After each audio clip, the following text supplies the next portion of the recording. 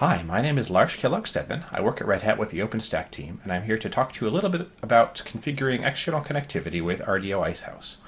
In this session, I want to focus on the tasks that you need to follow to configure your external bridge on a single interface system. So this is if you are doing a test all-in-one install on a laptop or a desktop with a single external interface. Now, the system that we're looking at right now, I have run packstack on to set up an all-in-one installation. I've made a few changes from the defaults, which we will talk about in more detail later, but of note is that I have disabled the provisioning rules, which means that packstack has not set up an external bridge for me. It has not set up any networks or demo user or downloaded any images and so forth. Also, we are using the ML2 plugin for Neutron with the Open vSwitch driver, and that means that our network configuration is going to be realized by Open vSwitch. So let's take a look at what we've got here. It's going to be root for most of this, so let's do that. So right now, this is what our environment looks like. We have the integration bridge, which is where things like instances and routers and DHCP servers attach. And we have an external bridge, br-ex. This was configured on our behalf by Neutron, actually, because of the way that we have set up the networking, but it is not configured at all by the standard network configuration scripts at the moment. That's something we're going to do. We have a whole bunch of interfaces right now that you can see largely as a result of running OpenStack and having it configure several things. But what we're interested in right now is ETH0, our external interface. Here we see it has an IP address right now. What we want to do is to move this IP address onto the external bridge, br-ex, and then we want to make this interface a member of that bridge. And ideally we want to do it in a way that does not involve rebooting and that does not result in us losing network connectivity to this host. So let's see what we can do here.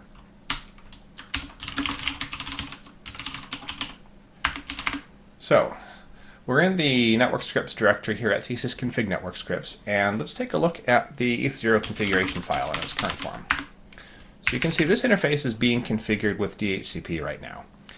We want to continue using DHCP on the external bridge, which introduces one new complication, which is that in addition to moving over the IP address, we actually need to move over the MAC address of ETH0. We need to make br-ex have the same MAC address as ETH0 so that when it requests a release from the DHCP server, it will get back the expected reply.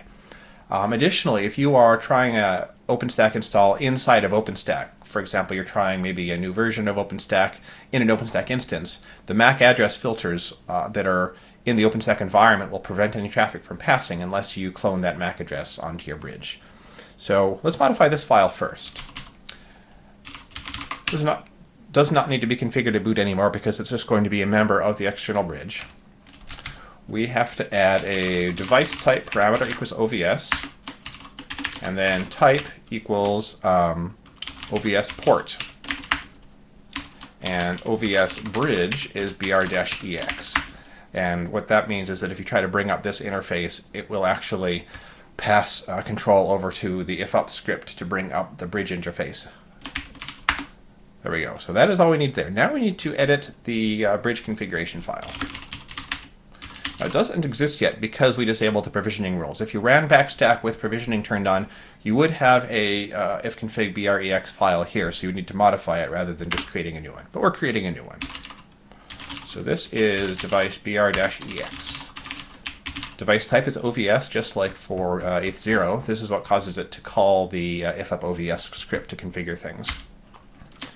Type on this one is OVS bridge. Now, one of the tasks we have here is to get the MAC address onto the bridge. Let's add that here. So there's the MAC address for ETH0. All right, now, for a normal interface, this by itself would be sufficient. Setting MAC address here like this. You'd ifup the interface, it would have the correct MAC address, and it would stay there as you use the system. With Open vSwitch, this isn't the case. Let's just see what happens here. Just suspend this for a moment. Ifup br-ex. And here you can see it's got the correct interface. But now let's make some change to our Open vSwitch configuration. Let's add a bridge that doesn't matter. So we've created a new unrelated bridge. We don't care about it. But if we take a look at our link here, we can see, whoops, that the MAC address has reverted.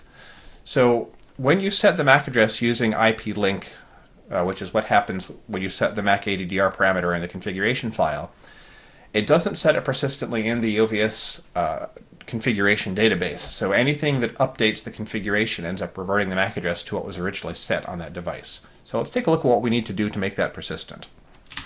Come back to our file here. We need to add the OVS extra parameter. That's going to be set bridge device other config hardware address equals MAC ADDR. So this parameter, if we take a look here, if we look for OVS extra in the ifup OVS script, that OVS extra parameter gets appended to the OVS VS control command lines that are used to create the bridge or add ports on the bridge. Mostly adding ports, I guess, actually. Oh, there it is. So we'll end up with an OVS VS control command that looks something like add bridge dash dash, and then that set command that we just typed in there.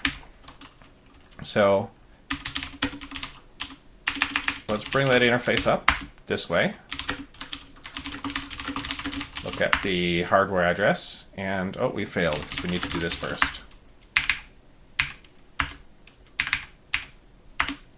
Perfect, and we should be able to edit the Open vSwitch configuration. Now let's get rid of that bridge that we created earlier without it affecting the address that we've assigned to the bridge. So that makes that MAC address persistent. So let's come back here to our file. We do want to have onBoot equals guess here, which I forgot earlier. And we want to set OVS boot proto equals DHCP. And note that we're not using the boot proto parameter, which is what you would usually use for a non-Open vSwitch device. We use this because otherwise it would try to bring up DHCP on the bridge interface before there were actual physical network interfaces attached. So it would happen too early in the process.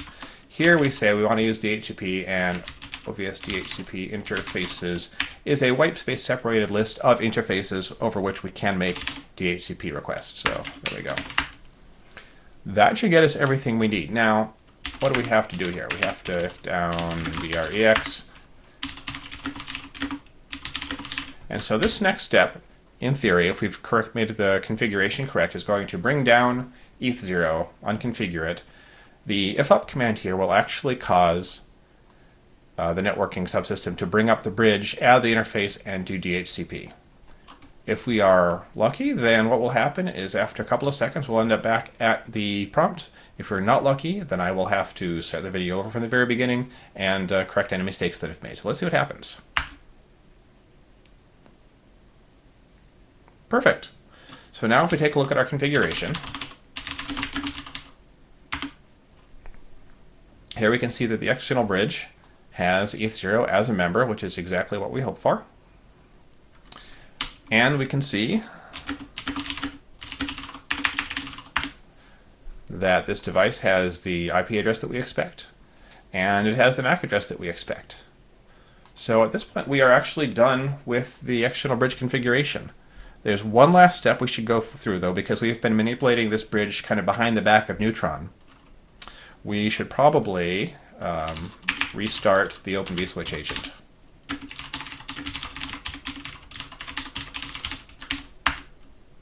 So we run that, give it a second to restart. And then if we look at our Open vSwitch configuration, we see that it has restored the link here between the external bridge and the integration bridge. So at this point, we are done with this particular session. And next one, we will take a closer look at what's involved on setting up networks on the Neutron side. Thanks very much for listening.